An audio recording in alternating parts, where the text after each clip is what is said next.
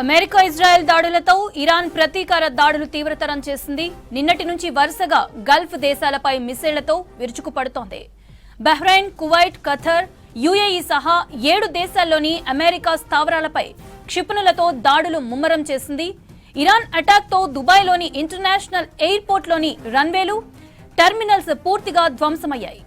యుఏఈలోని అల్ ధఫ్రా air base పై దాడులు చేసింది.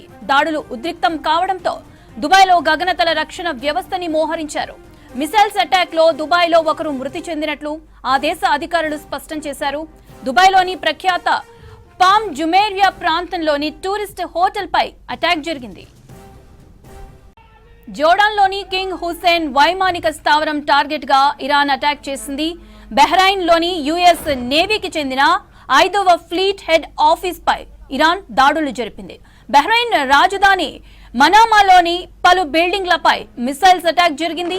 Kuwait లోని అల్ సలేం అమెరికా ఆర్మీ సెంట్రల్ పై మిసైల్స్ తో ఇరాన్ దాడులు చేసింది. అటు ఖతర్ లోని ఆల్ ఉదైద్ వైమానిక స్థావరంపై దాడులు జరిగాయి.